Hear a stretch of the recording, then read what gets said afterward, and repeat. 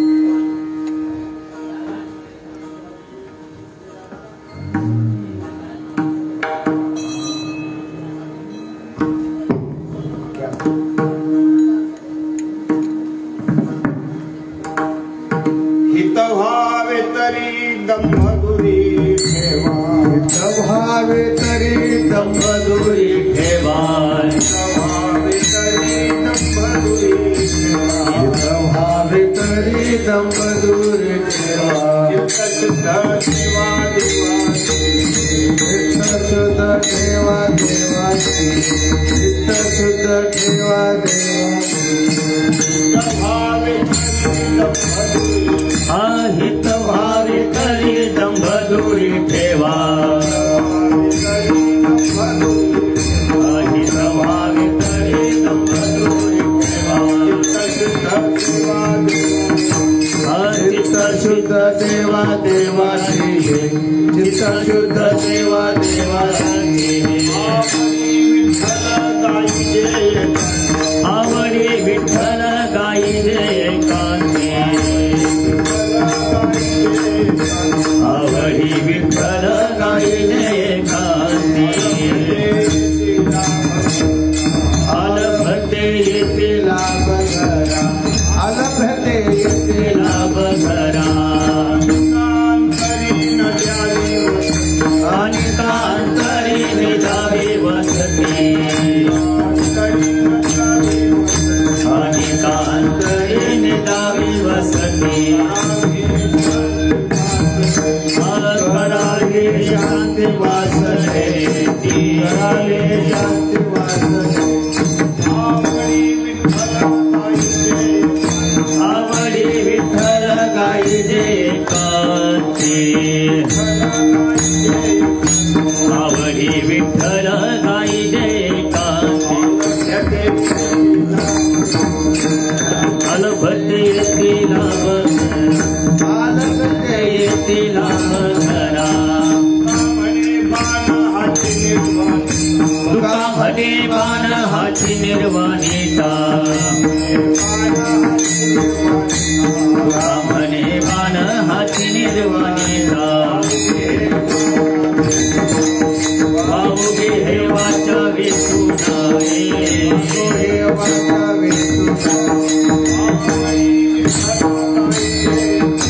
आवडी विठ्ठल गायिले एकांती आवडी विठ्ठल गायिले एकांती आलभते येते लाभ घरा आलभते येते लाभ घरा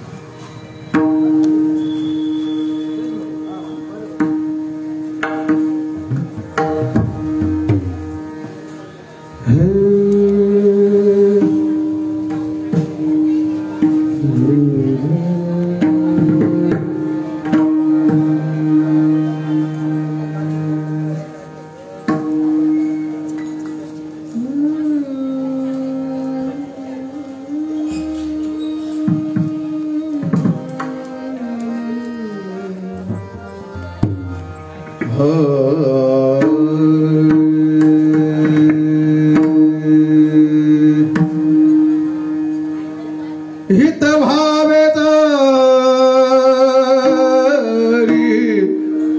दंभदुरी ठेवा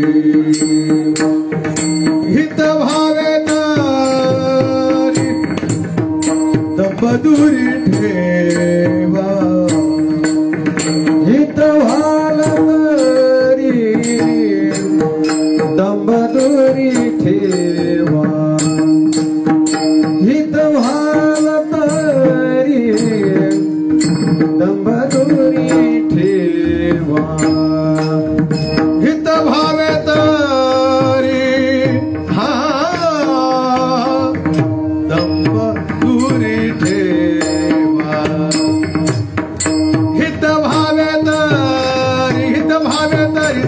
दंबदुरी ठेवा हित व्हाल तरी दंबदुरी ठेवा हित व्हाल तरी दंबदुरी ठेवा चित्त शुद्ध सेवा देवाची चित्त शुद्ध सेवा देवाची आवडी विठ्ठल गाईचे आवडी विठ्ठल गाईचे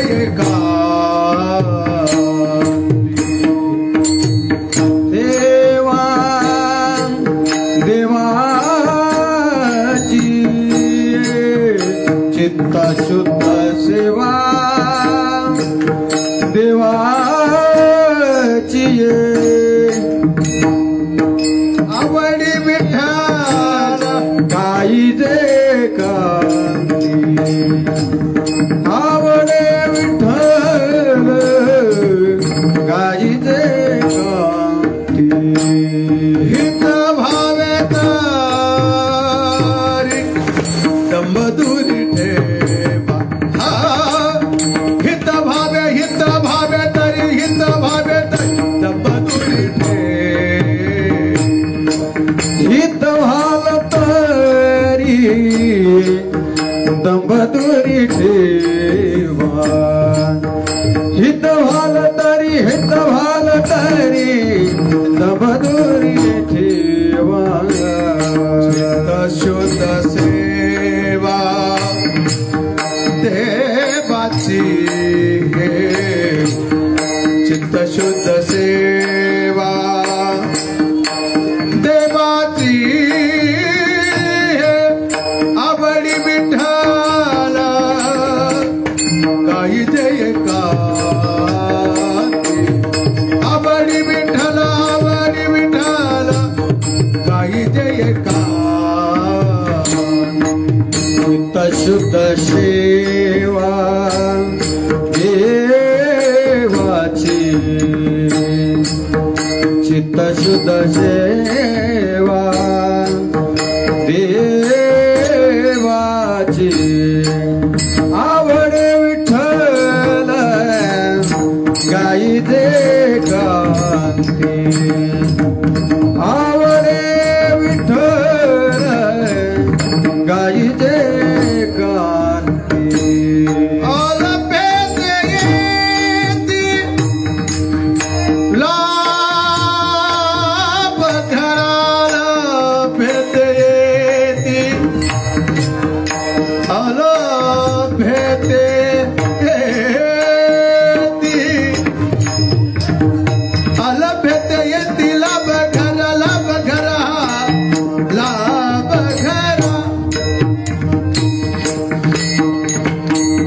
अलफेते येती लाभ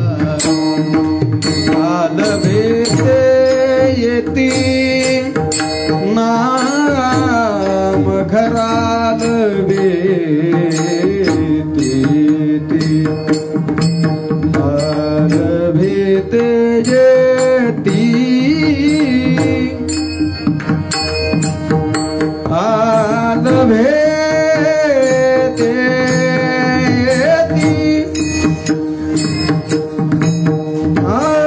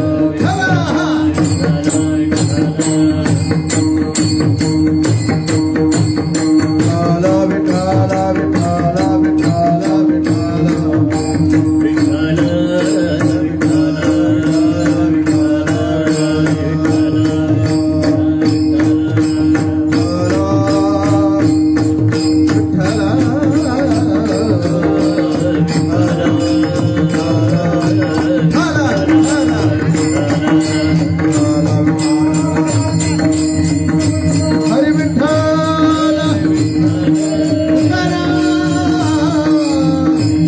भगवान की जय ज्ञानेश्वर महाराज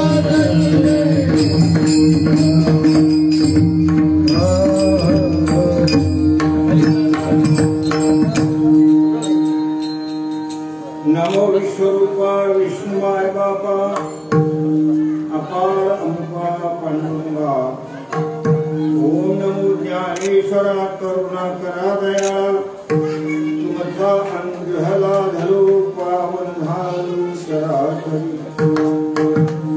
शरण शरण एकनाथा पायी माथा ठेविला नका पाहू दोष झालो दास पाया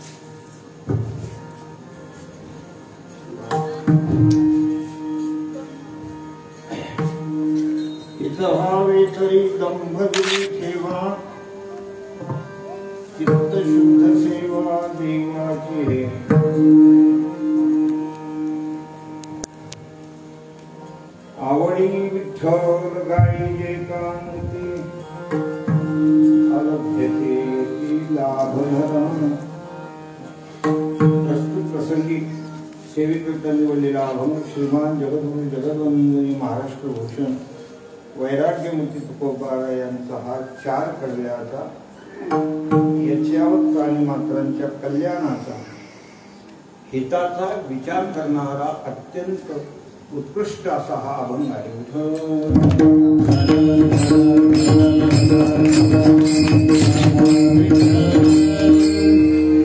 भगवान श्रीराम प्रभूचे अत्यंत आवडते अत्यंत लाडके असे भक्त श्री हनुमंतराया हनुमानजीच्या या दरबारामध्ये सालाबादप्रमाणे होणारा हा नामसप्ताह हे द्वितीय वर्ष. या सप्ताहाच्या अंतर्गत होणारी सेवा ग्रंथराज ज्ञानेश्वरीचं पारायण, श्रीमद भागवत कथा, हरिपाठ आणि कीर्तन अशी ही सेवा या ठिकाणी होते. ज्ञानेश्वरी पारायणाचं जे महत्व आहे ते तसं शब्दामध्ये सांगण्यासारखं, त्याच्यामध्ये किती शक्ती आहे. अगोदर तर हा गीता ग्रंथ प्रत्यक्ष भगवंताच्या मुखातून निघालेला, भगवंताच्या झोपेतून श्वासातून वेद निघाले आणि हे गीता जी आहे हे हा ग्रंथ प्रत्यक्ष भगवान बोलले, प्रत्यक्ष भगवान मुखातून ते गीतेचं ज्ञान सांगतायत. तर या पारायणाची जी फलश्रुती आहे ते 18व्या अध्यायामध्ये त्याचं वर्णन आलेलं. श्रद्धावान सूयश्च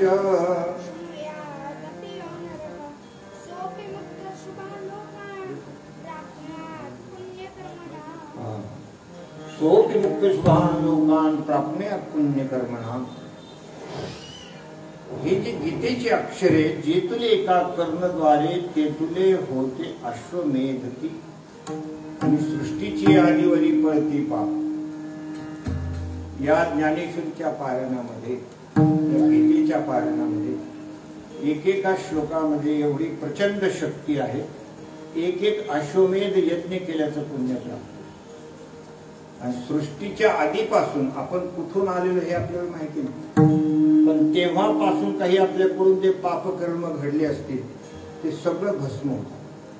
सृष्टीचे आदिवरी जळती पाप, संपूर्ण पाप भस्म करण्याची शक्ती या ज्ञानेश्वरी ग्रंथामध्ये आहे. म्हणून ज्ञानेश्वरी ग्रंथाचं पारायण आपल्या या मानवी जीवनामध्ये व्हायला पाहिजे. आणि श्रीमद भागवत तर हा गोड अशा प्रकारचा ग्रंथ भगवान शुकाचार्य परीक्षिती राजाला सांगतायत. या कथेमध्ये मनुष्याला शांती प्राप्त होते. तव कथामृतम तप्त जीवनम अविधिरेयम कल्मषापहम श्रवणमंगलम श्रीमदागतम पुरीगुणन्तिते पुरीदाजनम. या भागवत ग्रंथाला तव कथामृतम हे अमृत आहे. त्याच्यामध्ये ग्रंथामध्ये ज्ञानामृत आहे, नामामृत आहे, प्रेमामृत आहे, ध्यानामृत आहे, चरणामृत आहे. अमृताचा काय आहे? वर्षाव. अरे वर्षाव. म्हणून तुम्ही या विशाल नगरीची मंडळी जी आहे ते खरोखर फार विशाल आहे. जसं नगरीचं नाव तसं तुम्ही सुद्धा काय आहे? विशाल आहात. भाग्यवान मंडळी आहे की तुम्हाला ज्ञानेश्वरीचं पारायण ऐकायला मिळतं, करायला मिळतं. आणि श्रीमद भागवत ग्रंथासारखा ग्रंथ तुम्हाला श्रवण करायला मिळतो. त्याला अमृत म्हणजे तव कथामृतम तप्त जीवन. जे आपलं त्रिविध तापानं तप्त झालेलं जे जीवन आहे, आधी दैविक आधी भौतिक आध्यात्मिक, हे त्रिविध ताप शमन करणारी ही कथा आहे. तप्त जीवनम कवी बिरीडम कल्मषापहम. अनेक विद्वज्जनांनी त्याला गायलेलं आहे. अनेक संतांनी भागवत कथा गायलेली. तुम्हाला कोणाला सांगता येईल का भागवत कथा सांगणारे किती आहेत? असं काही आकड्यात सांगता येईल? आपल्या शहरातली सुद्धा संख्या सांगता येणार नाही. आपल्याला एवढंच उत्तर द्यावं लागलं, बरेच आहेत. भागवत सांगणारे बरेच आहेत. किती या भागवतात कितीतरी साधू संतांनी याला गायले. कवी भिरीडम कल्मषापहम. कल्मष म्हणजे या युगातले, या कलीतले जे दोष आहेत, जे पाप आहे, ते भस्म करण्याचं सामर्थ्य या कथेमध्ये. जळती दोषाचे डोंगर,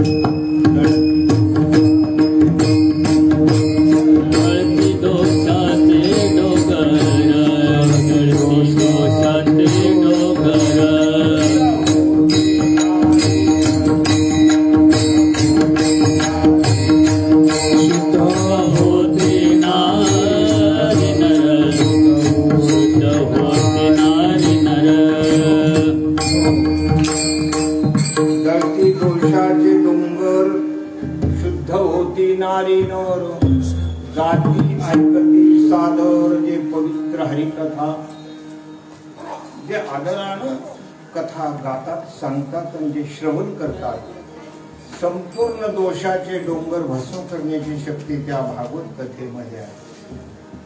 आणि मग कीर्तनाचा महिमा काय वर्णन करावं? हे तर नारद महर्षीची जागा आहे. आम्ही ज्या गादीवर उभे आहोत ती कोणाची गादी आहे? नारद महर्षी. नारद महर्षींचं आपण शब्दामध्ये वर्णन करू शकत नाही. त्रैलोक्यामध्ये त्यांचा आदर आहे, त्रिभुवनामध्ये त्यांना मान आहे. भक्तगणच नारदांना मानतात असं नाही. बस राक्षस सुद्धा नारद महर्षींना मानतात.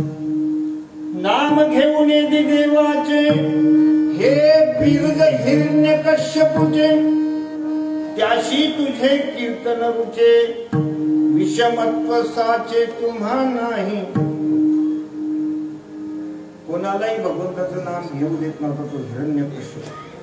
पण नारद महर्षी आले ना, ते हिरण्यकश्यप म्हणायचं महाराज तुमचं आज कीर्तन होत, असं नाम भागवतातले होते.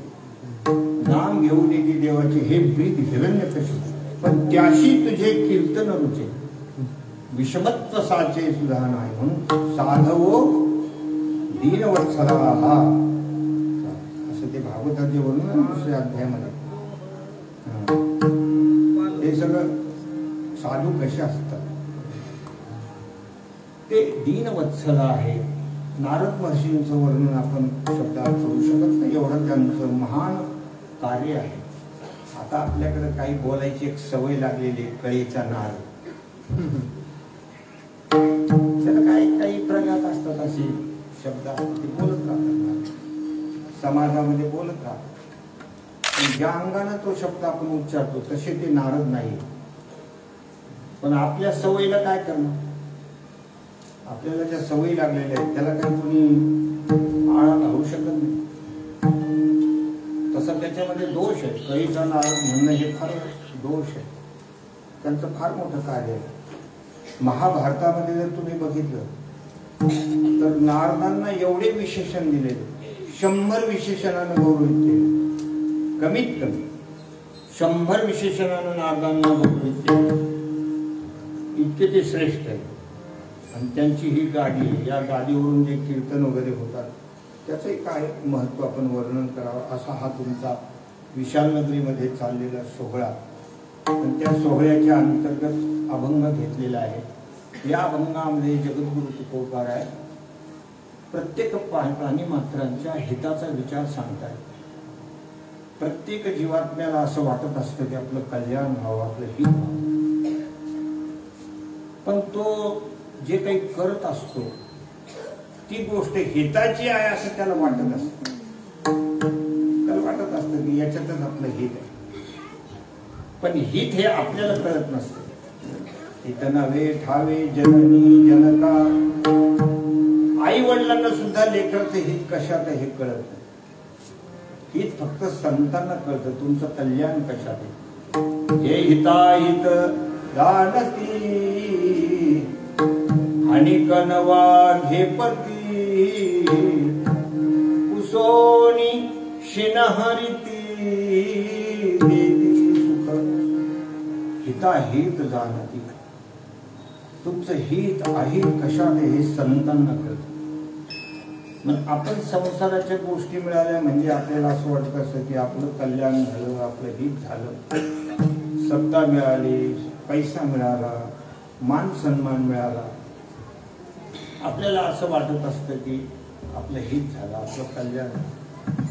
काही लोक सांगतात बाबा अगोदर आमच्याकडे काही नव्हतं पण इथं आलो पण आमचं काय झालं, कल्याण.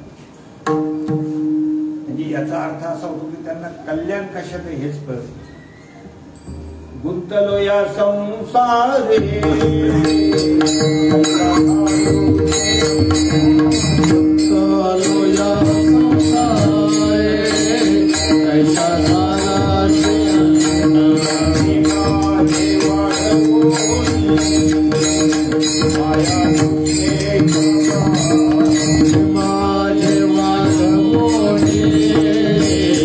माया कृष्ण जवान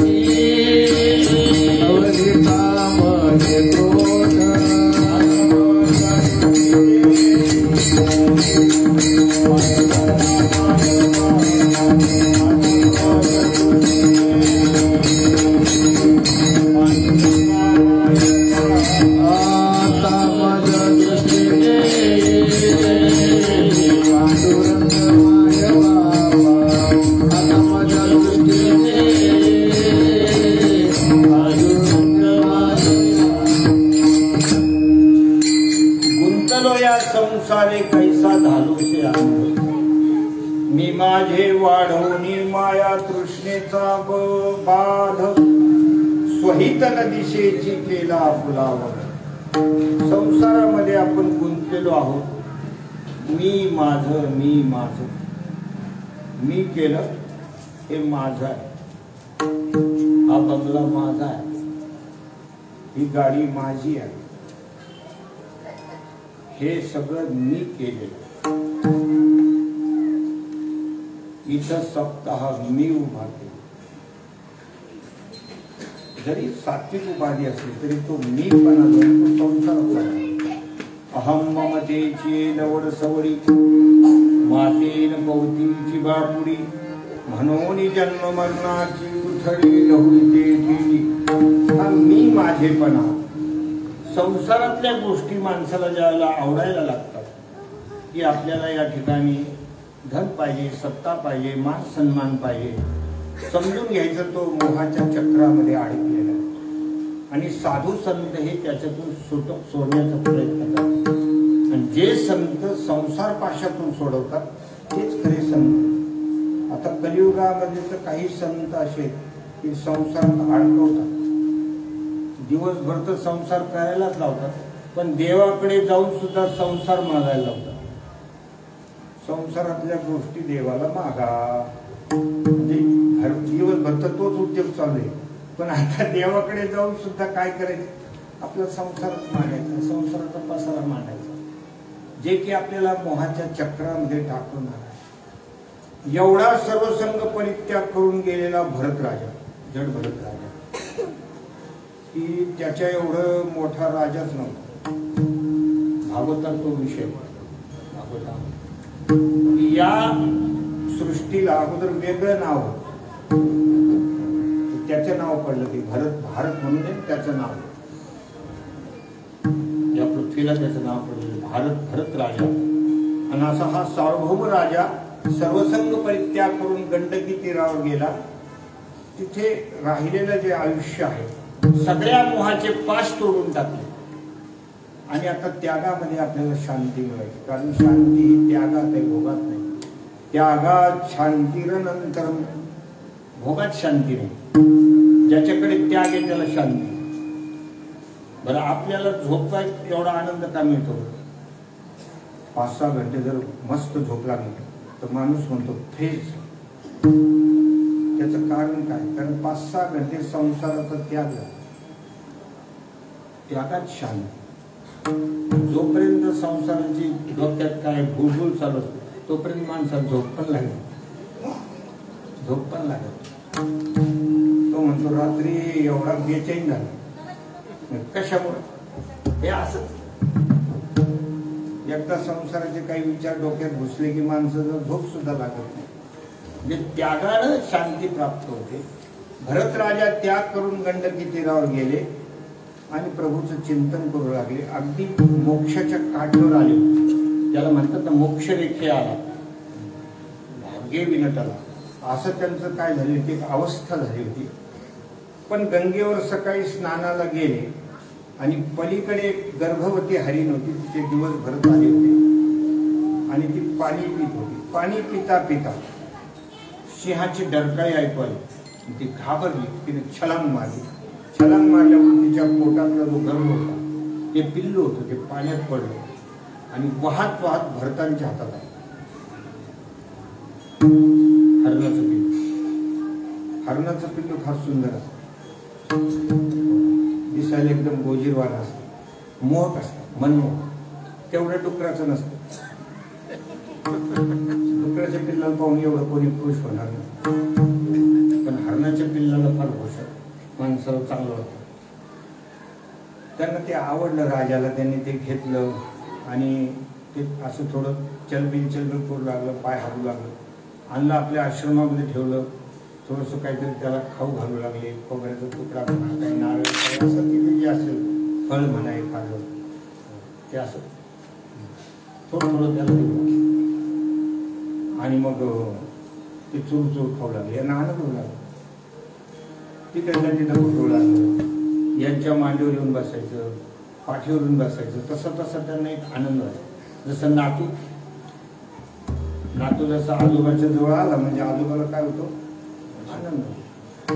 थोडं काही मोगरा बोलायला लागलं की आजोबाला आनंद होतो. आम्ही विनोदाने सांगत असतो की आजोबाच्या नातवाला असं दूध भाकर खाऊ घालत होते आणि खाऊ घालताना सांगू लागले, अरे मी सगळी मेहनत मी करतो, भाकरी चुरून देतो, तुला खाऊ घालतो, तुला घाम कस काय यायला?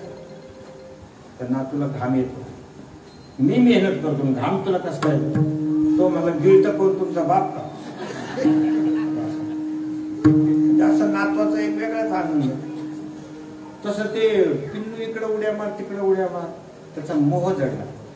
आणि थोडस ते मोठं झालं, हरणाचा कळप आला आणि त्याला काय वाटलं की हे आपल्या जातीचे, मी ज्याच्याकडे राहतो तो आपल्या जातीचा माणूस नाही, म्हणून त्याला ते समसमान दिसले, ते गेलं पडून त्याच्या.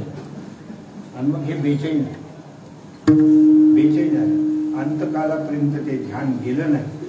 मग एक मोह के कारण भरत धरे दो दे, सोनर की सपित करिए जाके बहुत सही. एक शरीर एका हरणाच्या पिल्लात मोह राहिला तर 2 वेळा जन्म घ्यावा लागला भरताने. पहिला जन्म हरणाचा राहिला, कारण यम यम वापि स्मरण भावम तजत्यन्ते कलेवरम तम तमेवैति कौन्तेय सदा तद्भाव भाविजो. जशी वासना राहिली तसा जन्म, हरणाचा एक जन्म. तिथे मागची सेवा लक्षात होती म्हणून ते देह त्यांनी काहीतरी उपवास वगैरे करून आणि कृष करून तो सोडून दिला. त्याच्यानंतर एका ब्राह्मण कुलामध्ये जन्म घेतला. तिथे सुद्धा योगायोगाने त्यांचं नाव भरतच ठेवण्यात आलं. पण ते पहिल्यापासून संसाराच्या कोणत्याही उपाधीला शिवले नाही, अलिप्त राहिले. कारण ते जागे झाले की मी एका हरणा पिल्लामध्ये मन ठेवलं तर मला 1-2 जन्म घ्यायची पाळी आली. आता हा जन्म माझा मात्र फुकट जाता कामा नये, म्हणून गायत्री मंत्र सुद्धा पाठ नाही केले. वडिलांनी सांगितलं आपल्या परंपरेतला कार्यक्रम आहे, हे तुला करावंच लागेल. पण त्यांनी उच्चार बरोबर करत नव्हते, चुकीचे उच्चार करायचे, घरातले काम तसे व्यवस्थित करत नव्हते आणि कोणाचंही काम ऐकायचं. गावातल्या लोकांनी काही सांगितलं की ते करून द्यायचे. मग सगळे लोक त्याला जड म्हणाले आणि नाव काय पडून गेलं, जड झालं. आता ते खरे जड भरत होते का जागे झालेले भरत होते? पण लोकांचं असंच असतं, समाज जागे होणाऱ्यालाच म्हणतो काही भोळा विचारा, देवदेव करतो विचारा, असे लोक म्हणतात. विचारे महाराज अशी लोक म्हणतात. समाजामध्ये काय असं उलट सुलट बोलतच असतात. नुसतं हनुम नारळ घेऊन निघाला खूप चालतो म्हणतो मारुतीला फोडायला, असे उलटे सुलटे बोलतात लोक. हा जड आहे असं लोक म्हणाले, पण ते जड नव्हतं. त्यांनी रघुगण राजाला उपदेश केलेला आहे, त्यावेळेला तुम्ही सगळं प्रकरण बघून घ्या. म्हणून मोह हा फार वाईट आहे. मोह सकल व्याधीन कर मूला, फार कठीण आहे. म्हणजे त्या संसारामध्ये जर आपल्याला वाटत असलं हे आपली कल्याणाची गोष्ट आहे, पैसा मिळून आपलं कल्याण झालं, सत्ता मिळून आपलं कल्याण झालं, मान मान्यता मिळून आपलं कल्याण झालं, परिवार वाढून आपलं कल्याण झालं, असं जर वाटत असेल तर ते त्याचं अज्ञान आहे. अज्ञान आहे. म्हणून जगद्गुरु तुकोबार आहे, संसारात सुद्धा संसाराचं बोलत नव्हतं, तर ते देवाकडे कसं बोलत? तुकोबाराचा गाथा बघा म्हणजे तुमचे डोळे उघडते. नकामद पाशी वधो प्रपंचाची. तुकोबारा म्हणजे मला संसारातल्या गोष्टी सांगायच्या नाही. ते संसारातलं सुद्धा बोलताना देवाविषयी बोलायचे. तर देवाकडे गेल्यानंतर संसार कसं सांगते? आपण संसारात तर रगडूनच आहोत, पण देवाकडे गेलो तरी संसाराच्या पोथ्या उघडतो. इतकं या तुकोबारा यांच्या जीवनामध्ये आपल्यामध्ये काय आहे, त्याचं कारण काय, आपल्याला हित कशात हे कळालेलं नाही. आणि हित व्हावं असं प्रत्येकाला वाटतं. असा कोण मनुष्य सांगा तुम्ही ज्याला असं वाटत असेल आपलं कल्याण होऊ नये, आपलं हित होऊ नये? प्रत्येकाची धडपड आहे की आपलं कल्याण व्हावं, आपलं हित व्हावं, आपलं चांगलं व्हावं. काय त्याचा अर्थ काही फार सोप्यात सोपा म्हणजे आपलं चांगलं व्हावं, आपल्याला समाधान प्राप्त व्हावं, आपल्या जीवनामध्ये शांती प्राप्त व्हावी, आनंद प्राप्त व्हावा, यालाच हित म्हणतो. ते प्रत्येकाला वाटतं. असं कोणी म्हणतो का सांगा बरं की मला दोन्ही पायाला नारू होऊन मी सत्यनारायण झाले, असं कोणी म्हणतं? की मला चांगलं असं दुःख नाही येऊ दे, मी नाही का 10 ब्राह्मणाला जेवढे, असं कोणी म्हणतं का? मदला आगी दुःख व्हावे ऐसे कोणी भावी ना अजिने, कोणालाच असं वाटत. आणि जर तसं वाटलं असतं तर कोरोनामध्ये कशाला मुंगशे बांधले असते? प्रत्येकाच्या तोंडाला काय होते? मास्क, आणि मराठी भाषेत मुंगस. प्रत्येकाच्या तोंडाला. कोणाला वाटत होतं की आपल्याला कोरोना होतो? तसं जीवनामध्ये मनुष्यानं पॉझिटिव्ह व्हावं का निगेटिव्ह व्हावं, कसं राहिलं पाहिजे माणसं. पण त्यावेळेला जर कोणी आपल्याला म्हणत असतं तुम्ही पॉझिटिव्ह आहे, भीती होती. तो पॉझिटिव्ह शब्द तर आपल्याला भीतीदायक झाला. कोणता शब्द कधी आपल्याला दुःख देईल काही सांगता येत नाही.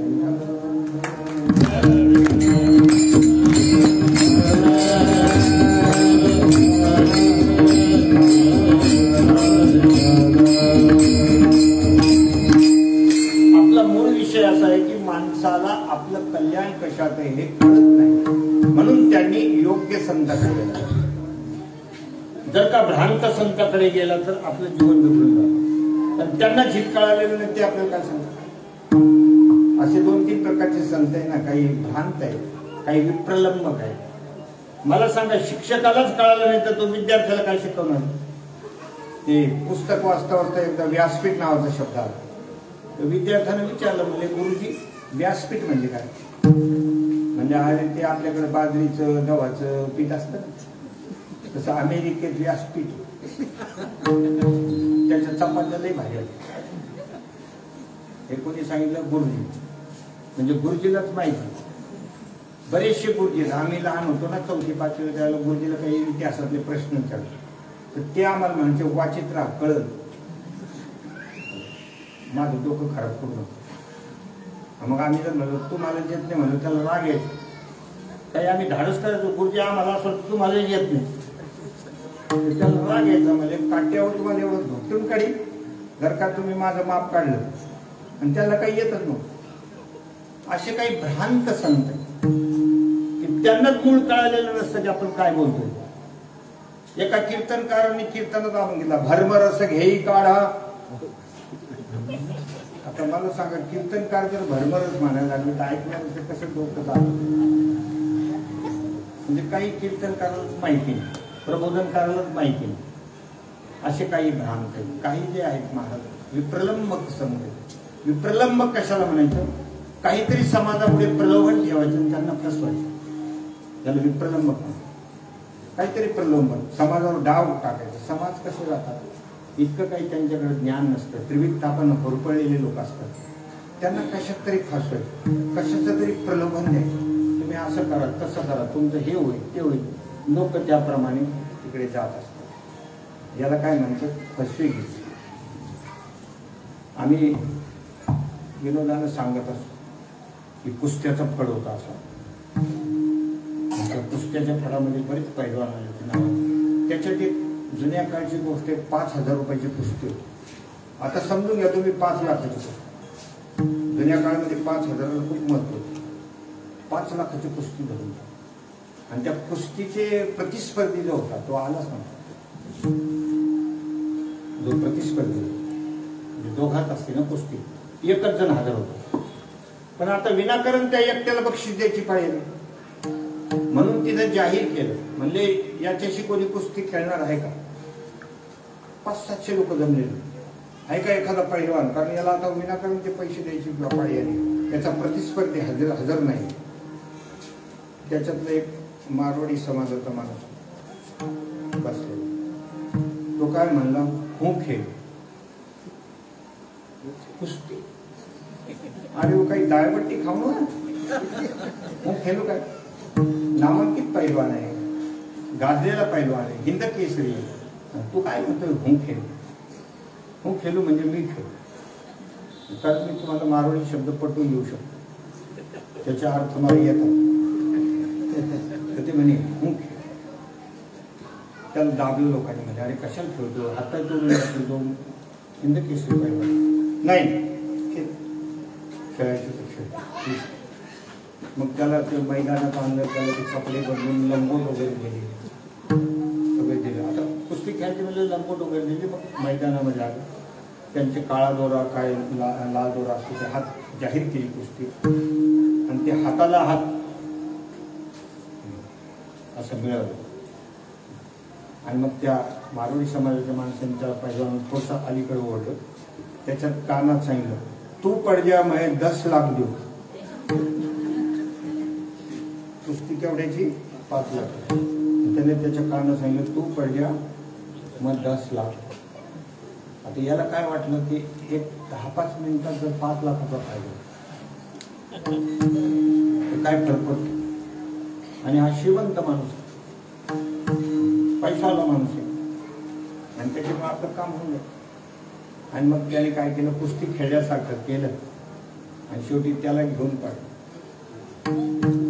म्हणजे हातचीत झालं, एवढा मोठा पैलवान. मग आता जय जयकार कोणाचा होता? सगळे म्हणायला लागले. आपल्याला वाटलं होतं मी याच्यात काही जम नसेल, पण पाडलं त्याला. पाण्याला माहिती का कानात काय झालं, आपण काही समजत नव्हतं. आपण त्याने एवढ्या मोठ्या पैलवानाला डायरेक्ट 4 मोठी चित करून टाकली. तरी त्याचा जय जयकार, त्याला हार घातला. हार कोणाला घातला? जसं मला घातलं.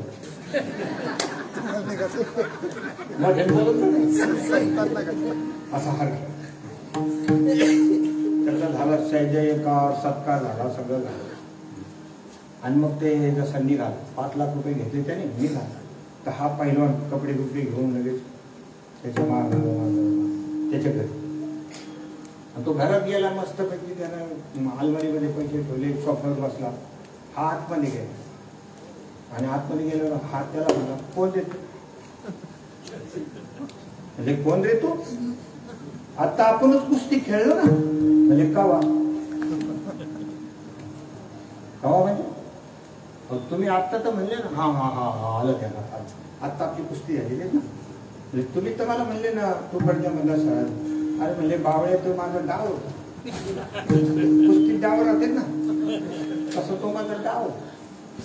तसे काही संत जगामध्ये आहेत की ते समाजाला डाव घालीत असतात, लुटत असतात, आणि हिताचं ठेवतात बाजूला, आणि संसारातल्या गोष्टी त्यांच्यावर प्रस्थापित करतात. त्याच्यामुळे समाजाचं कल्याण होण्याच्या ऐवजी भिवंडी होऊन जाते.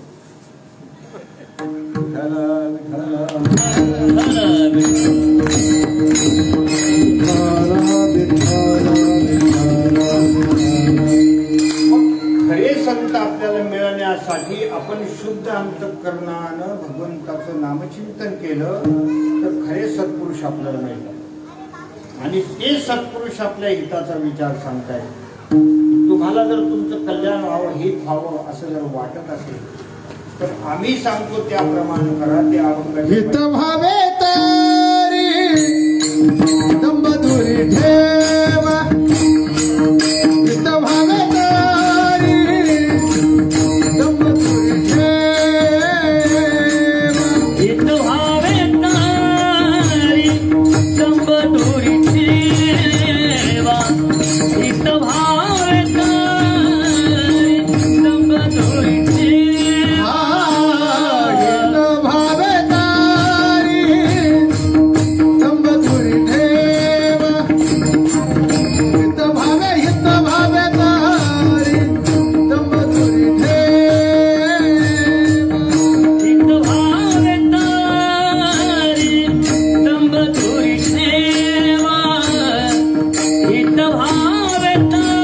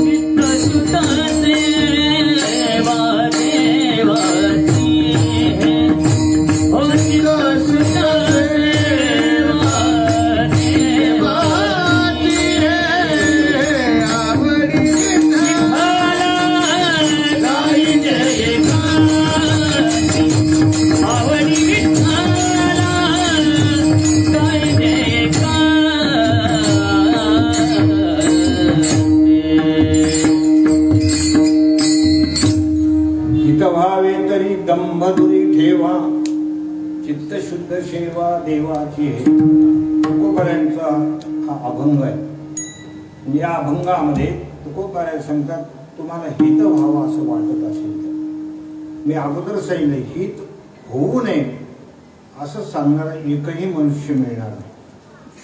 प्रत्येकाला असं वाटतं की आपलं हित व्हावं, आपलं कल्याण व्हावं, आपल्याला आनंद प्राप्त व्हावा, आणि प्रत्येकाची धडपड सुद्धा त्याच्यासाठी.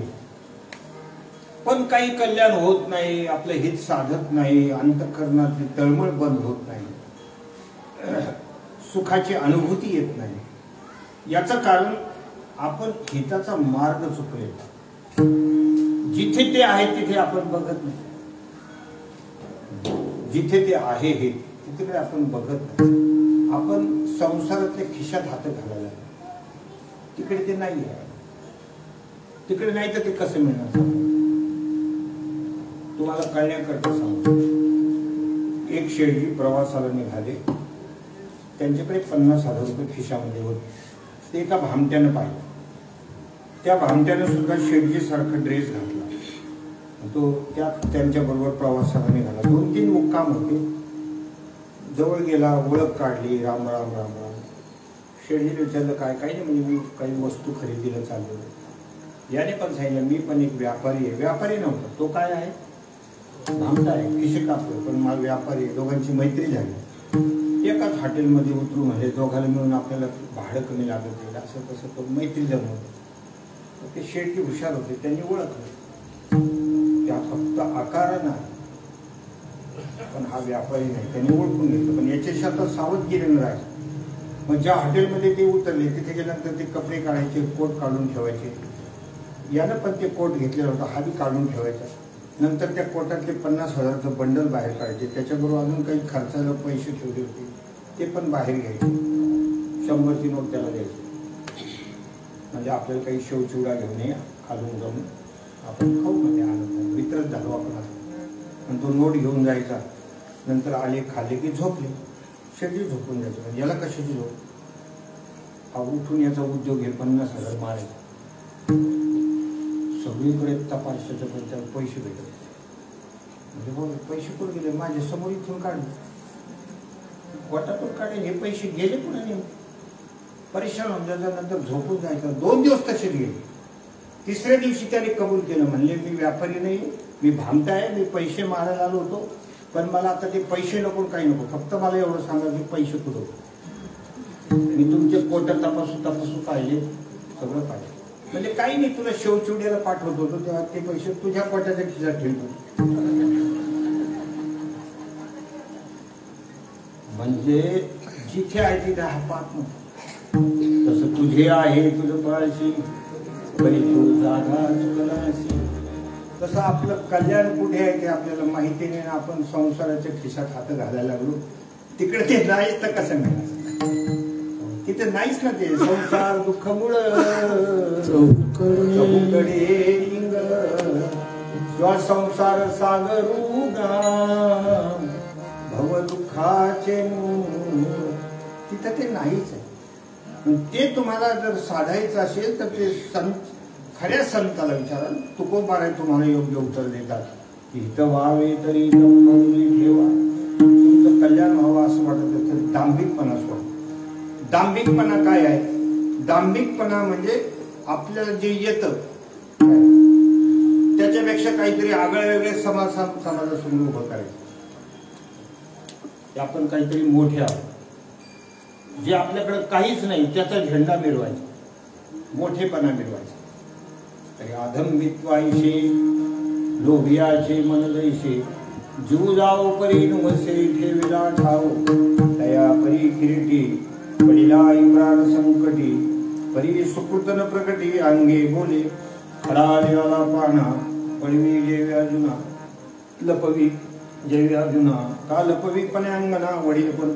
ज्ञानोबाराने काही ओवीमध्ये सांगितले, अधंबित्वायशे लोभियाचे मन जैसे. लोभी माणसं जशी असतात, प्राण जायची वेळ आली तरी ठेवलेला ठेवा कोणाला सांगत नाही. तसे ज्याच्याकडे दंभ नाही ते माणसं सुकृत केलेलं कोणाला सांगत नाही. मोठेपणा कधीही कोणाला सांगत नाही. आम्ही एवढे मोठे आहोत, आम्ही असे आहोत, आम्ही तसे आहोत, आम्हाला माना. आमच्या नावाचे झेंडे आणि असं तसं.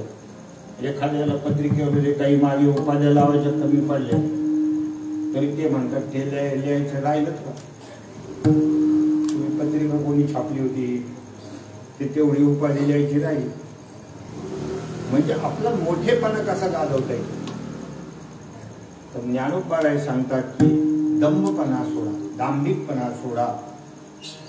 आपण त्या ठिकाणी आपल्या ठिकाणी असलेला जो अहंकार आहे तो कमी करा. आपण फार मोठे आहोत असं दाखवू नका. भगवंताचे सेवक आहोत. परमात्म्याने आपल्याला हे जे शरीर दिलेलं, हे शरीर प्रभूच्या सेवेसाठी दिलेलं आहे. प्रेमानं भगवंताची सेवा करा. समाजाने तुम्हाला काय काय मोठेपणा दिलेला आहे त्याच्याकडे सुद्धा बघू नका. तो समाज आहे. कधी तुम्हाला एखादं चांगलं म्हणेल, कधी वाईट पण म्हणेल. जे लोक तुमच्या पाया पडणार आहेत ते सुद्धा तुमच्या पासून दुरावतील. जे तुम्हाला आज मानणार आहे ते उद्या मानणार नाही. त्याच्यावर काही तुमचा ते ठेवू नका. तो लौकिकाचा भाग. काही लोक मानतील, काही लोक मानणार. पण ज्यांच्या ठिकाणी दांभिकपणा आहे त्याला असं वाटतं की आपला आदर झाला पाहिजे. असा आदर म्हणजे झेंडे मिळवतात. ज्ञानोबांनी बऱ्याच दृष्टांताने ह्या गोष्टी पटवून दिलेल्या आहेत. शेतकरी लोक जे आहेत ना तरी खुशवळू आपले पांघरळी पेरिले पैसे झाकीने बदलले दार. शेतकरी माणसं ज्याला धान्य पेरतात त्याला ते जे बी आहे ते मातीनं झाकल्या गेलं तर उगवतं. असं उघडं पडलं तर त्याप्रमाणे आपण कुठलीही चांगली गोष्ट केली, अन्नदान करो, भूदान करो, गोदान करो, नाम सप्ताहातली पावती फाडो, पण त्याचा झेंडा मिळवता कामा नये. आता तर सप्ताह सुद्धा 5-10 मिनिटं त्याच्यासाठी देतात.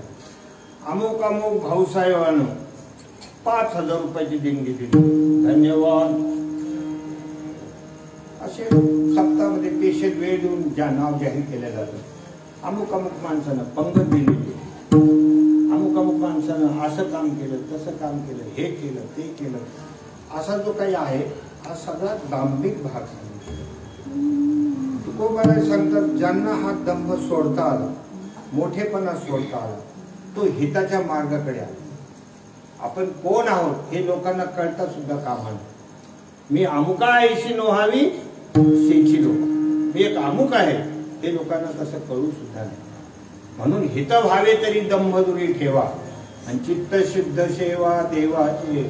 चित्त शुद्ध करा आणि भगवंताची सेवा करा. आता हे चित्त जे आहे शुद्ध करण्याचं काही मशीन वगैरे आहे. कुणाला असं वाटेल जसं आता नवीन नवीन विज्ञानामध्ये काही काही गोष्टी निघालेल्या आहेत. काचा साफ करायच्या असल्या ते काय ते कोलिन मारलं की काचा साफ. शर्टाचे डाग ते ऍडव्हर्टाईजमध्ये दाखवतात ना, कोणते तरी एखादं पावडर म्हणा त्यामधून जर काही ढगे दाखवतात की ते पावडर येतं मध्ये लगेच स्वच्छ. ते आपण हिरोईनचे ऍडव्हर्टाईज असतात ते तोंडाला लावायचे काय असतं ते असं कुठतरी आधी पुरळ बिरळ काहीतरी फोडं बिडं दाखवतात त्याचं तोंडावर ती पण तिकडून लावलं लगेच. बापरे बाप, इतक्या लवकर लगे क्लीन. आणि ते पाहून हे गिराईक त्या हे गिराईक नाही ते ट्यूब चांगला, हे चांगलं, ते चांगलं. किती प्रकारचे लोक पेस्ट वापरतात. मला क्लोजअप, मला दुसरं, मला सुटच होत. दातातला किडा मारायचा असला तर क्लोजअप. किडा तर टिकटेंटीनं मारल बो, क्लोजअप नाही मारणार. हे असे अनेक प्रकारच्या गोष्टी. चित्त शुद्ध करायचं काय साधन आहे? चित्त शुद्ध कशानं करायचं आणि चित्त शुद्ध हे कशावरून ओळखायचं?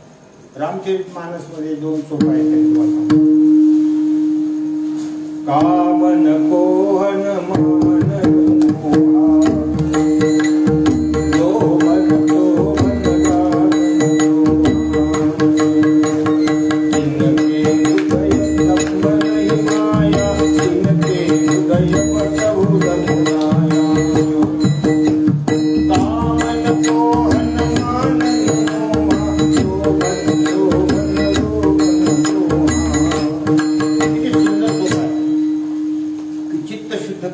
झालंय कळवावं की ज्या चित्तामध्ये कामन कोहन मानन मोहन, ज्याच्या चित्तात काम वासना राहिलेली नाही, तो कामांध ज्याला म्हणतात, त्याचं चित्त शुद्ध झाले. कामन कोहन, ज्याला कधी क्रोध येत नाही, क्रोध येत नाही.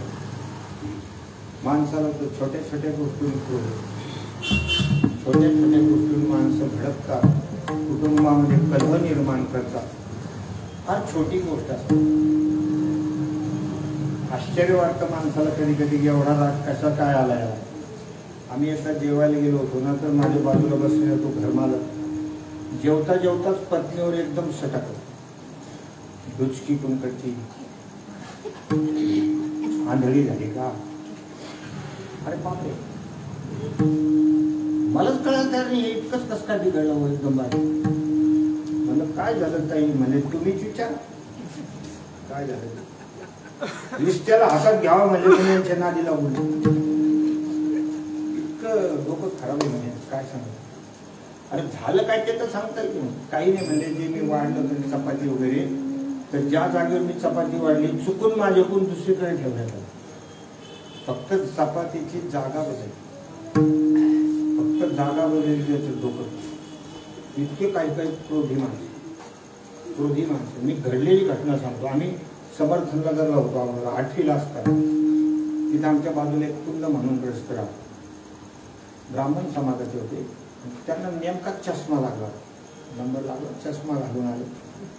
पहिल्यांदाच आल्यामुळे आम्ही म्हणलं काय बोल तुमचा थाट वाढला, चष्मा बिस्मा. त्याने काढून लगेच फोडला. म्हणजे तुम्हाला नाही पाहत ना.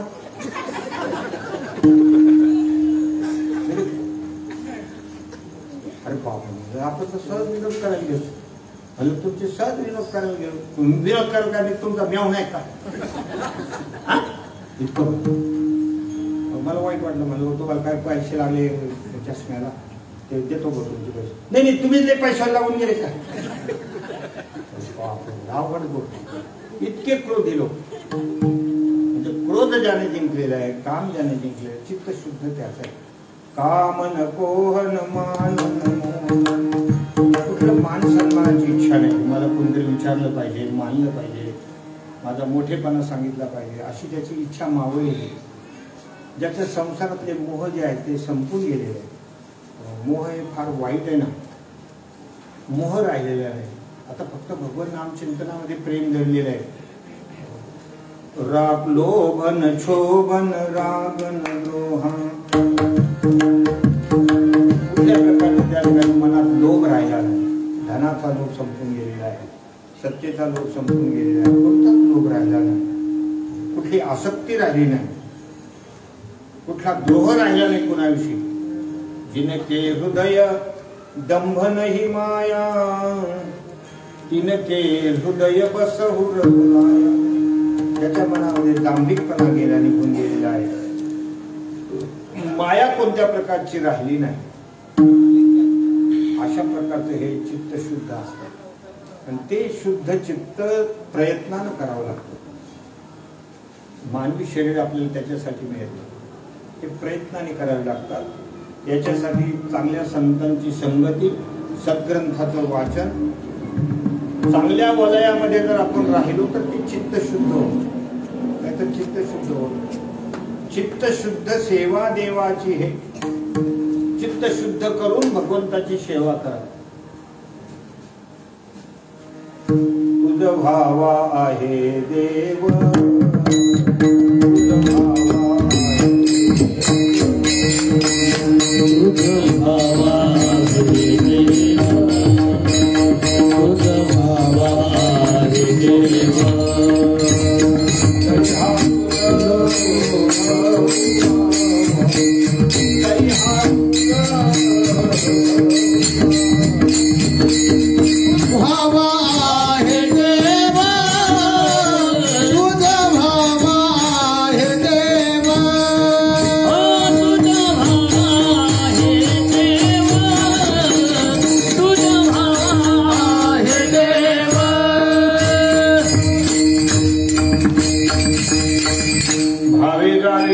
शुद्ध करुण्या चित्त भावा हे देव भरी. तरी हा सुलभ उपाय चित्तशुद्धी ही प्रयत्नानं होत असते, चांगल्या संगतीनं होत असते, चांगल्या वाचनानं होत असते. तसे ते 10 गोष्टी आहेत, तेवढ्यातच आपण काही करतो की नाही काय माहिती. भागवतात त्याचं वर्णन आहे. आगमोपप्रजादेश कालकर्मच जन्मच ध्यानं मंत्रोथ संस्कारो दशैते गुणहेतवः. अशा 10 गोष्टी त्या भागवतात. ते आगमोपप्रजादेश म्हणजे आपण कोणतं शास्त्र वाचन करतो त्याच्यावर चित्ताची शुद्धी असते. आपण कुठे जेवण घेतो, आपण जर बाहेरचं काही खात असतो, हॉटेलमध्ये नेहमी जेवणाची सवय, खानावळीमध्ये जेवायची सवय, स्वतःही धाब्यावर जेवायचं आणि दुसऱ्यालाही सांगितलं तुम्ही घेते का तिथं कधी, फार भारी टेस्ट, तोही जातो दुसऱ्यालाही पत्ते देतो. म्हणजे आपण काय खातो, प्रजा म्हणजे आजूबाजूचा परिसर कसा आहे, आपली मित्रमंडळी कशी आहे, कोणत्या देशात आपण आहोत, कोणता काळ चालू आहे, देश काल कर्म कोणते आपल्या वाट्याला आलेले, कर्म काल कर्मचे जन्मचे कोणाच्या उदरी जन्माला आलेलो आहोत, ध्यान कशाचं आहे, मंत्र मुखामध्ये कोणता आहे, संस्कार काय आहे, तर अनेक गोष्टीचा विचार आहे. त्याच्यानं चित्ताची शुद्धी होत असते. आणि चित्त शुद्ध सेवा देवाची हे हित व्हावे तरी दंभरुनी ठेवा. चित्त शुद्ध सेवा देवाची हे चित्त शुद्ध करून भगवंताची सेवा करायची.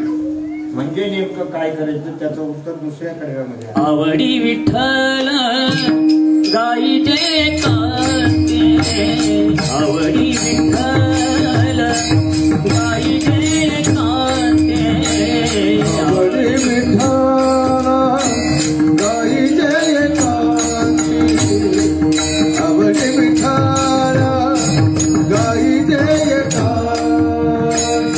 आवडी विठ्ठल गाईचे कांते, आवडी विठ्ठल गाईचे कांते, आवडी विठ्ठल गाईचे कांते, आवडी विठ्ठल गाईचे कांते. आला भेटे तिला बसरा, आला भेटे तिला बसरा, आवडी विठ्ठल गाईचे कांती, आवडी विठ्ठल गाईचे कांती. आल भेट येती लाभ धरा, आल भेट येती लाभ धरा, आवडी विठ्ठल गाईचे कांते, आवडी विठ्ठल गाईचे कांते.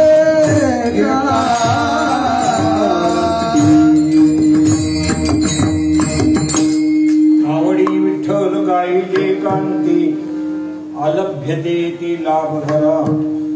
सर्वप्रथम तुकोबाराज सांगतायत तुम्हाला जर तुमचं कल्याण व्हावं, आनंद मिळावा, सुखाची अनुभूती आहे आणि हे मानवी जीवन कृतकृत्य व्हावं असं जर तुम्हाला वाटत असेल तर, जर वाटत असेल जाऊ द्या वाया तर जाऊ द्या. तुम्हाला जर वाटत असेल नाही जे होईल ते होईल, तुका म्हणे कसं तर जसं होईल तसं, असं जर तुम्हाला वाटत असेल तर मग तुकोबाराने आणखी काही अभंग लिहून दिले. अरे हे देह व्यर्थ जावे, आयुष्य जरी तुझं व्हावे, द्यूत कर्म म्हणून व्हावे, सारी पाठ खेळावा. मग तुम्ही पत्ते खेळा. तुकोबाराने ते बी सांगितलं, द्यूत खेळा, आकडे लावा, तिकडे देशीकडे जा, देशी अमृत तिकडे जा, घ्या प्या खा, काय करायचं ते करा. जर तुम्हाला वाटोळं व्हावं असं जर वाटत असेल, पण जर कल्याण व्हावं असं वाटत असेल, हित व्हावं असं वाटत असेल तर चित्त शुद्ध करण्याचा प्रयत्न करा. आणि आवडी विठ्ठल गाईचे एकांत, विठ्ठल गायचा आहे आपल्याला पण आवडीनं आणि एकांतानं. एकांत हा फार मोठा महत्वाचा आहे. तुम्ही लोकांतामध्ये काय करता याला तेवढं महत्व नाही. महत्व आहे. आता हे आपण कीर्तन करतो, भजन करतो, हे कशाचा आहे? लोकांताचा विषय. म्हणजे बरेच जण जमा झालो, टाळकरी मंडळी, वादनकाम करणारी आहे, गाणारी मंडळी आहे, ऐकणारी मंडळी आहे, हे सगळे हा लोकांत. पण या लोकांतामध्ये तेवढं तादात्म्य किंवा तेवढी एकाग्रता साधेलच असं काही सांगता येत नाही. याच्यात सगळ्याचं मन तेवढं स्थिर राहील असं काही सांगता येत नाही. बरेच लोक वेगवेगळ्या अंगाने येत असतात. आज कोणता महाराज पाहू अशी लोक, काहीचं कोणाकडे ध्यान, काहीचं कोणाकडे ध्यान.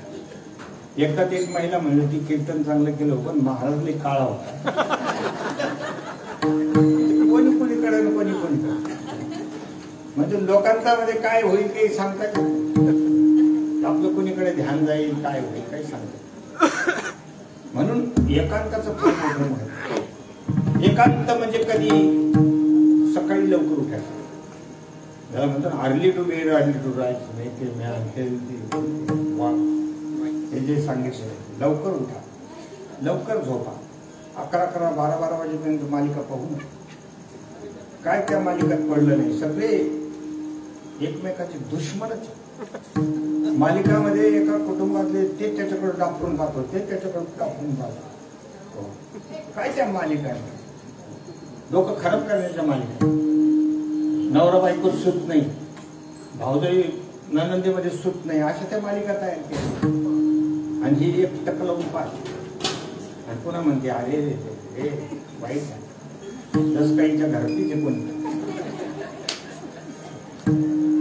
असं त्याच्यात 11-11, 12-12 वाजेपर्यंत टाइमपास करायचा. सकाळी भले सूर्योदय झाल्यानंतर उठायचं असं नसतं. सूर्योदयाच्या अगोदर. तसं तर 4 वाजता उठणारी माणसाची तब्येत चांगली असते, ते फिट असतो. म्हणून 4 जास्तीत जास्त 5 वाजता उठतो माणसा, ते फिट असतो, चांगला असतो. त्याच्यात तेज वगैरे राहतं. पण भले आपले 9-9, 10-10 वाजेपर्यंत पांघरून घेऊन करून जायचं. सकाळची वेळ, कलमा नसतो, काही नसतो, आवाज नसतो घरामध्ये, त्यावेळेला उठायचं, मंगल स्नान वगैरे करायचं आणि मग तुम्ही असं असतो भगवंताची पूजा करा आणि प्रेमानं नामचिंतन वगैरे करा. त्याला एकांत म्हणतात. एकांत म्हणजे कोणाचाच आता डिस्टर्ब, कोणाचाच व्यत्यय नाही, असा याच्यात आनंद आहे. आणि एकदा सकाळ झाली हो, तिकडून खडबड वाजतं, तिकडून गडबड वाजतं, घरात कोणी नाश्ता म्हणतं, कोणी चहा म्हणतं, त्याचं मन पांगतं, त्याचं मन पांगतं, याचा हरिपाठ सुधारत नाही.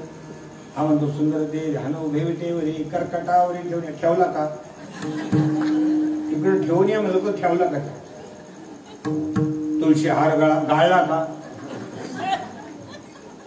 चहा गाळून समोर आणला मग म्हणजे तुका म्हणे माझे ह्याची सर्व सुख अगोदरच्या आनंद बोललेला हरिपाठ. म्हणजे एकांतातला जो आनंद आहे तो घ्या. कोणाचा असा ताण नाही, काही नाही, मस्त पाहिजे. घरातले जर पुढे बाहेर गेले असेल माणसाने आनंद मानायला पाहिजे. बरं झालं, मस्त भजन करतात. पण तो म्हणतो घरात कोण नसलं जे आज घर असं खायला होतं घी त्यांना सगळ्याला घाल चालून द्या आरडाओरडा, म्हणजे तर जे चांगलं राहील का. अशा काही माणसाला सवयी लागल्या ना, सवयी लागल्या जातात नाही असं सगळे पाहिजे भाव, नाही तर मग सगळे झोपल्यावर उठून बसा मग भजन. ते जमत असेल तर तसं काय रात्री बेरात्री शाहीला सांगतात झोपायचं टाइम.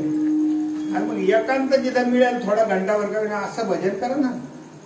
असं कोणता तरी एक वेळ निवडा ना. सकाळी उठायचं काय करा, रात्री बी नाही. आणि मग कसं काय तुमचं हित होणार, हित होणार नाही. तुकोबाला सांगतात तुम्हाला आवडी विठ्ठल गायचे एकांत, आणि ते विठ्ठलाला गायचं, नामस्मरण करायचं, एकांतात करायचं आणि आवडीनं करायचं. कारण आवडीच्या परमार्थाला फल आहे. काहीचा सवडीचा परमार्थ असतो, काहीचा विधीचा परमार्थ असतो. विधीच्या परमार्थाला फल नाही. विधीचा परमार्थ म्हणजे सत्यनारायणची पूजा. विधी आहे, ब्राह्मण सांगतात ही तुमची यादी, एवढं सामान आणा. सत्यनारायण जेव्हा बाप्पा आम्हाला सत्यनारायण घालायचं आहे, कुठे घालायचं सत्यनारायण घालायचं काय बोलतो, ही यादी. आणि मग ते सगळं सामान दुकानदाराकडे चालून चालून आले, त्या खारकार सुपाऱ्या ते सगळ्या आणायच्या, मग ते मांडायचं सगळं. ते विधीचा परमार्थ आहे. ठेवायचा गुळाचा खडा, संकल्प भला मालगाडी एवढा. अस्माकं सकल कुटुंबानां ये जन्मनि जन्मांतरेषु क्षेम स्थैर्य आयु आरोग्य. अरे देव काय भोळा लागला का काय? सत्यनारायण तुम्हाला काय साधा वाटलं का? तुमच्या खिडक्या खाडकाकडे सुपारीकडे पाहून वैतागलाय तो, आणि तुम्ही इकडे संकल्प सोडायला लागले. माल कसा ठेवायला आहे, माल मागताय काय, तर हे सगळं त्याचा आपलं हे विधीचा परमार्थ आहे.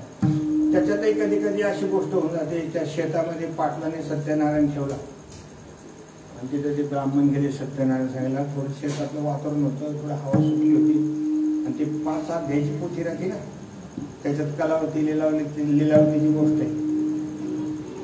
तर ते काय झालं, ब्राह्मणाला वाचता वाचता ते 2-4 पानं उलटली वाऱ्यानं, कलावती लिलावती गेली निघून, आणि ते ब्राह्मणांनी पुढच्या अध्याय घेतले वाचून. पण पाटील दरवर्षी सत्यनारायण घालीत होता आणि त्याच्या डोक्यात होत ते सगळं. आरती झाल्यावर म्हणजे देवबापत तुम्हाला एक विचारायचं म्हणजे काय, म्हणजे आजच्या पोथीत जरा घोटाळा दिसला राव मला. म्हणजे काय ते लिलावती कलावतीची गोष्टच नाही आली. ते ब्राह्मण एवढं डोकेबाज होतो हुशार. ते मला अहो पाटील ते रानावर आता मोठ्या घरच्या मुली आहेत, त्या रानावर कशी येते या असा सत्यनारायण विधीचा परमार्थ. काही तर सवडीचा परमार्थ, त्यालाही फल नाही. सवड झाली तर येऊ बा. काही लोक आम्हाला म्हणतात तुमचं कीर्तन ऐका वाटतो, पण तुम्ही रविवारी कम नाही ठेवतो. का बरं? त्या दिवशी सुट्टी आम्हाला. बर बर सुट्टी आहे का? घरी जेवून तू कशाला सुट्टी? तुझ्या घरी जेवून सांगायला एवढा तुला आवड आहे रविवारी ऐकायची. म्हणजे सवडीनं आपली सवड झाली तर करू, त्यालाही महत्व नाही. साधू संतांनी आवडीनंच केलेलं आहे सगळं. आवडे पण घरी, आवडे शब्दाला आवडे हे रूप ओजीने तुका म्हणे आवडी धरी कृपा करी म्हणून. माझे जीवीची आवडी पंढरपुरा नेन गुढी पांडुरंगी मन रंगले पांडुरंगी मन रंगले पांडुरंगी मन रंगले पांडुरंगी मन रंगले.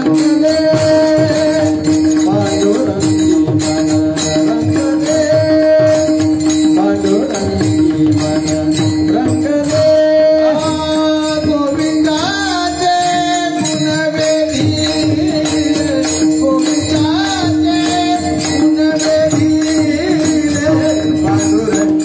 पांडुरंगी मन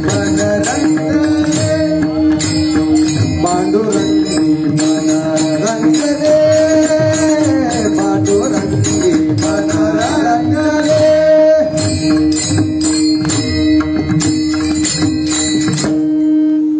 आवडीच्या परमार्थाला फल आहे. साधू संतांनी आवडीने गोष्टी केल्या.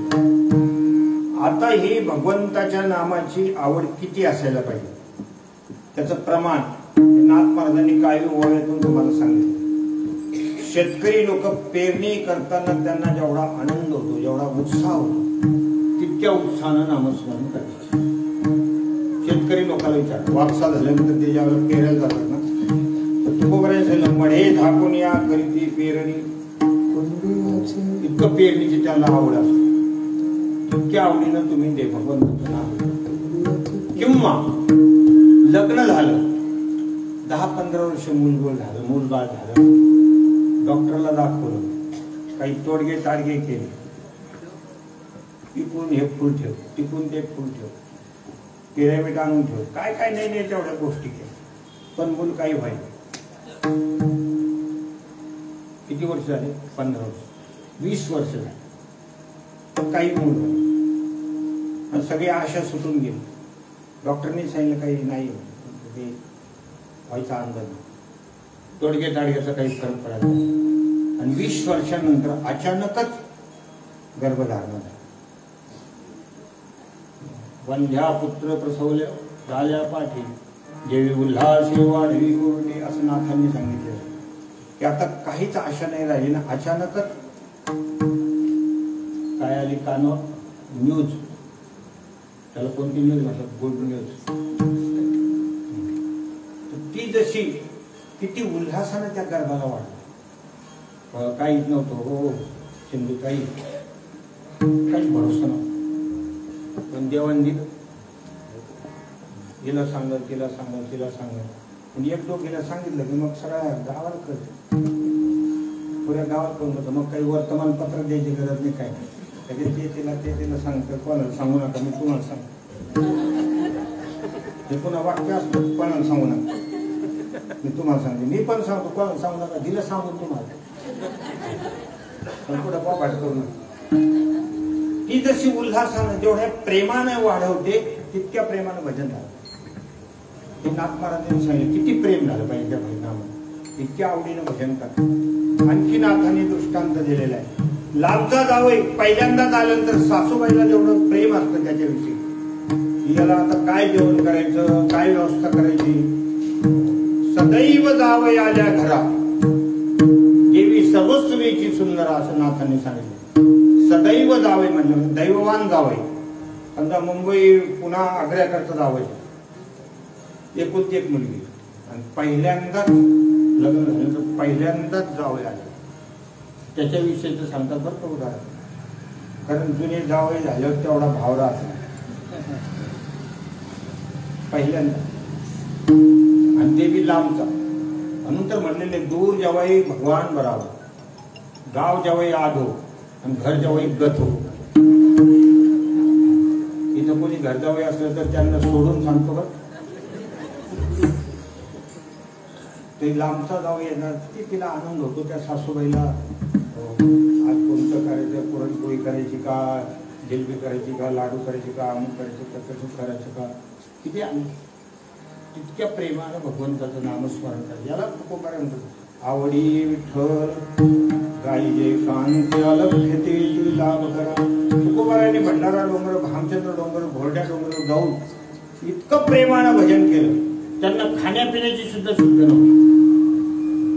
स्वतःच्या देहाची चाड नव्हती. माझ्या देहाची वदन आई चाड मोठे करू कोड आणि गाणचे. इतकं तुकोबाराने प्रेमानं भजन केलं.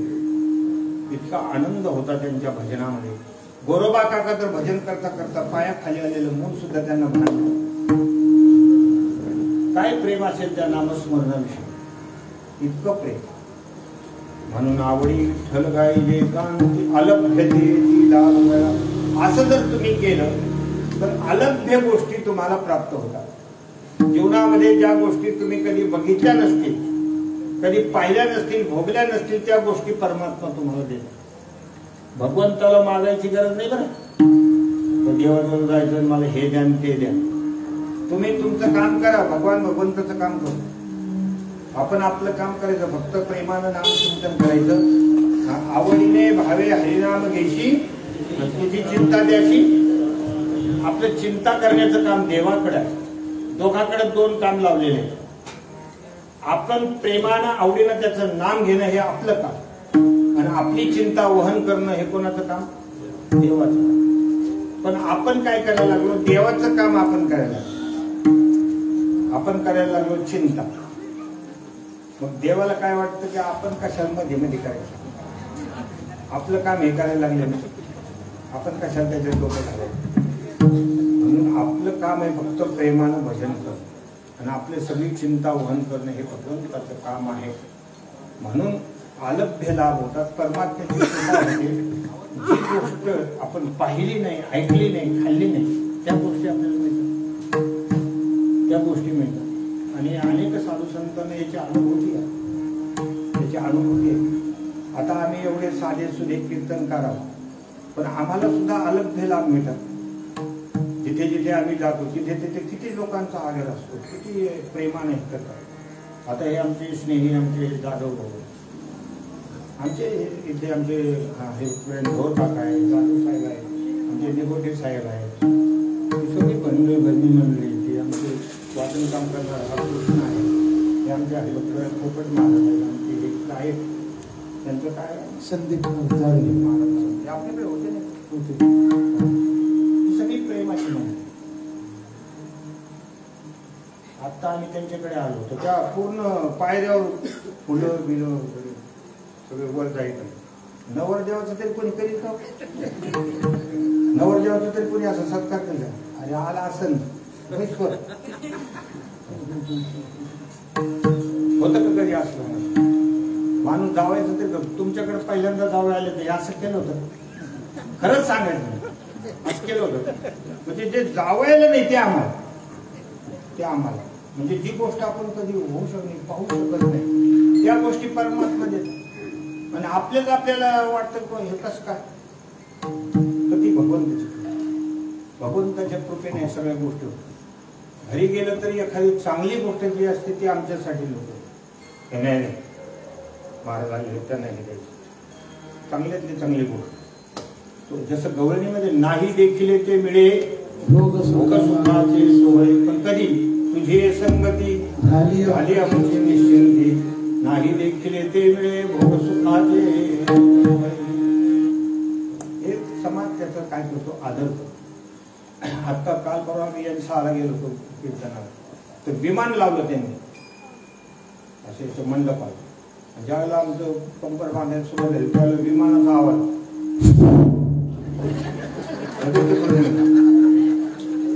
आणि ते विमानातून येऊन त्या विमानाने पुष्पवृष्टी केली. सगळ्यावर पुष्टी केली. सांगा तुम्ही आलं ते लाभ नाही का? असं आम्हाला घरी तरी विचारित असतील का कोणी? असं कोणी करत असतील का? घरी आता आम्ही रोज जातो तर कोणी काही फुलं त्या पायऱ्यावर टाकतात काय असं होतं का? पण हे कशाचा परिणाम आहे? आपल्याला ज्या गोष्टी आपल्याला असं वाटतं की हे शक्यच नाही होय असं कसं झालं पण ते घडतं. अनेकांच्या जीवनामध्ये त्याची अनुभूती आहे. अनेक गोष्टी मिळतात आणि परमात्म्याची कृपा झाल्यावर काय राहतं प्राप्त व्हायचं सांगा. सगळंच म्हणतात तुका म्हणे दाता पांडुरंग वळ गेल्या मुक्तिमुक्तीची चिंता नाही दैन्य दरिद्रता. तुका म्हणे दाता पांडुरंग वळ गेल्या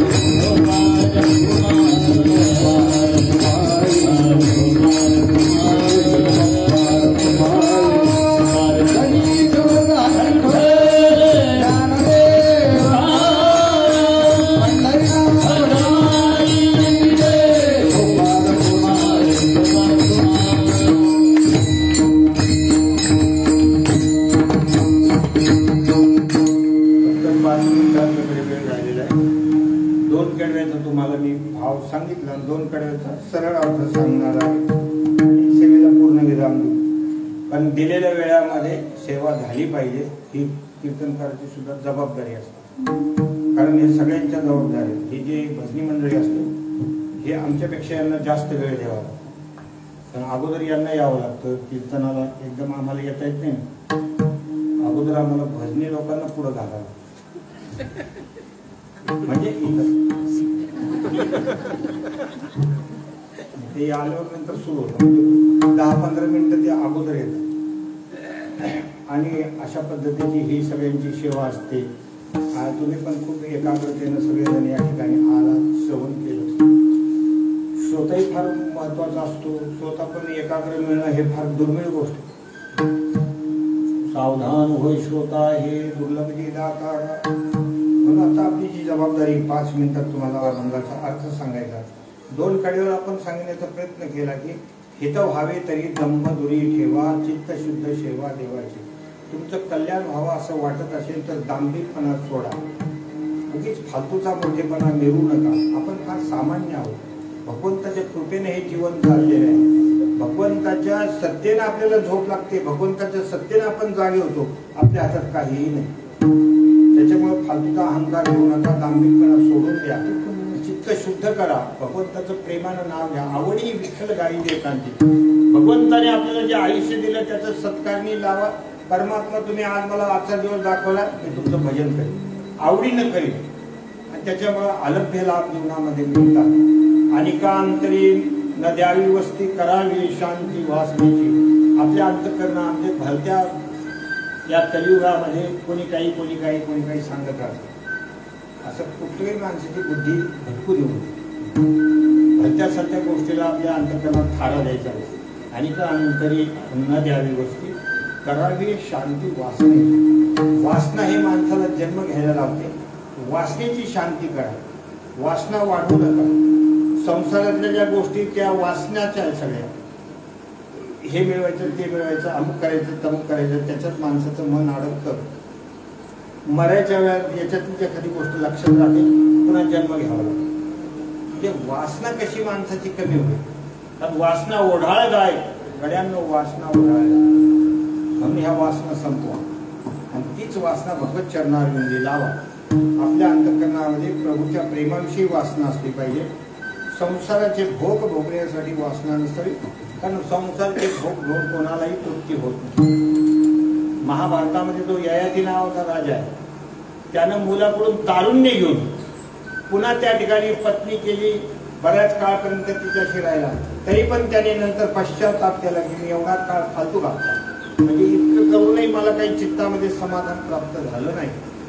त्याचे फार महत्वाचे श्लोक आहेत. हे सगळं जे मी तुम्हाला सांगतो की मनुष्याने याच्यासाठी या ज्या आपल्या नाना प्रकारच्या भोगवासना आहेत, नाना प्रकारचे हे पाहिजे ते पाहिजे, हे आपल्या जीवनामध्ये ज्या गोष्टी असतात त्याच्या नाना प्रकारच्या वासना आहेत, त्याची शांती करा. जसं प्रारब्धाने हे चाललेलं जीवन आहे ते भगवंतानं दिलेलं आहे, त्या जीवनाचं सोनं करा. आणि प्रत्येक दिवसाचा जो काळ आहे तो सत्कारणी लावा. चांगले कामं करा. भगवंताचं नामचिंतन करा. वासनेची शांती करा. तुकोबाराय म्हणतात, मी तुम्हाला शेवटचा निर्वाणीची हे काल सांगितलेली. तुका म्हणे बाण हाची निर्वाणी.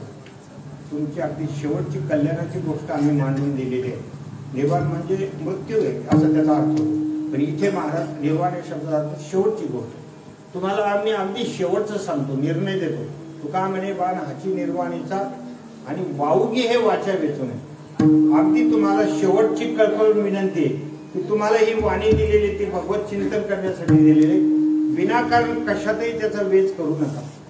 कशा कोणत्याही गोष्टी दिवसभर बोलत राहायचं आणि आपला काळ थांबून जातो. अरे फोनवर सुद्धा किती तासन तास बोल, किती तासन तास फोनवर तरी माणसाने किती बोलायला पाहिजे. झालं 2 मिनिटाचं काम ठेवून घ्यायचं. पण किती फोन असतात. हॅलो, आज कोणती भाजी केली, आज कुठे जाणार आहे, नाना प्रकारच्या गोष्टी फोनवर बोलायचं. अहो 2 महिलांनी काही गुन्हा केला आणि त्यांना कैद झाली. 1 वर्षाची कैद झाली. नंतर त्यांना सुट्टी दिली. म्हणजे तुमची सदासंग तुम्ही जा. तर त्या काय म्हणल्या, लई लवकर सोडलं बाबा, चला आता राहिलेल्या गोष्टी घरी करू. म्हणजे वर्ष सुद्धा त्यांना काय पडलं, कमी पडलं. बाहेर बाता घर में बाता, बाता आता जाता, या बाता में मजा नाही आहे, जम्मा रे बोलाता. म्हणून विनाकारण आपली वाणी आहे ती भगवंताच्या नामामधून पवित्र करा. त्या वाणीला कशा प्रकारची सवय लावा. हे त्याचा फार मोठा फायदा होतो. फार मोठा फायदा होतो. आता हा आमचा नातू, याच्या वाणीला सवय लागली. रोज भागवतातले 100 श्लोक, गीतेचा अध्याय म्हणा, तर त्याचा परिणाम असा झाला की गीतापर्यंत कंठस्थ झाला. भागवताचा जो 11 स्कंद आहे, 1367 श्लोक कंठस्थ झाला. वाणी पवित्र झाली. वाणी पवित्र होते. वाण्याचं एक तप होतं. ह्या गोष्टी आपण करायला पाहिजे. वाऊगी हे वाचा वेचू नये. विनाकारण फुकट इकडच्या तिकडच्या गोष्टी करू नये, असं तुकोबाराचा हा संदेश आहे. आपल्या वेळ समाप्त झाला आणि या ठिकाणी असलेला हा जो विशाल नगरीमध्ये चाललेला हा 2य वर्षाचा सप्ताह त्याची सेवा माझ्याकडे आणि ही तिसऱ्या दिवसाची सेवा आहे. तिसऱ्या दिवसाची सेवा ती आपल्या वेळेच्या मर्यादेमध्ये आपण संपन्न केलेली आहे. गेल्या वर्षी सुरुवात झाला सप्ताह. काही मंडळी लोक म्हणू लागले महाराजाला बोलायला पाहिजे होतं, बोलायला पाहिजे होतं, असं तळमळ करायचं. पण ते बोलवण्यापेक्षाही ते तळमळ जास्त श्रेष्ठ असतं. आता प्रत्यक्ष बोलून घेतलं पण तुम्हाला माहिती येणारच आहे बाबा. पण त्या टायमाला रोज लक्षात येतो, रोज कळलं महाराज ते भारी का हे भारी, म्हणजे रोज लक्षात येतं त्याला बोलायला पाहिजे. यावर्षी या ठिकाणी आपण सेवा केलेली आहे. सगळ्यांनी खूप चांगला प्रतिसाद दिला. आमचे हरिभक्त भोले महाराज तर आमचे बालपणाचे मित्र आहेत आणि हे महाराज जे आहेत ना जावळे महाराज ते तर आम्हाला खूप वेळेला साथ करतात. खूप उत्कृष्ट मदनगाज आहे.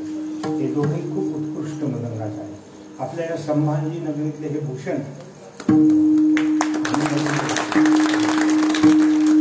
कीर्तन करायला किती लागतं, त्याच्यातलं माधुर्य वगैरे ती काही साधी सेवा नाही, त्याला खूप झटावं लागतं. भोगे महाराजांकडून मी 25 बोल शिकलो. मलाही असं वाटत होतं की मृदंग वाजवावं. ते आपण रामकृष्ण ऐकलं ना, धिन धा धिन धा धिन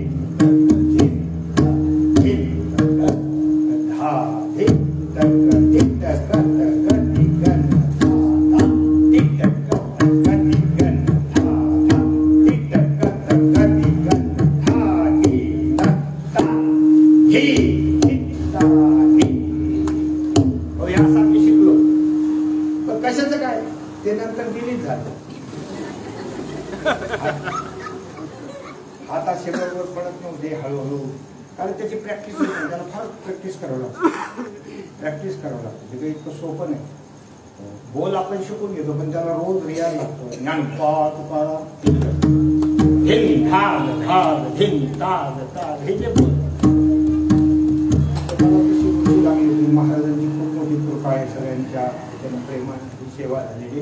एकदा माऊलीचं भजन करू. ज्ञानेश्वर माऊली ज्ञानराज माऊली तुला ज्ञानेश्वर माऊली ज्ञानराज जय ज्ञानेश्वर माऊली ज्ञानराज माऊली ज्ञानेश्वर माऊली ज्ञानराज माऊली जय ज्ञानेश्वर माऊली ज्ञानराज माऊली ज्ञानेश्वर माऊली ज्ञानराज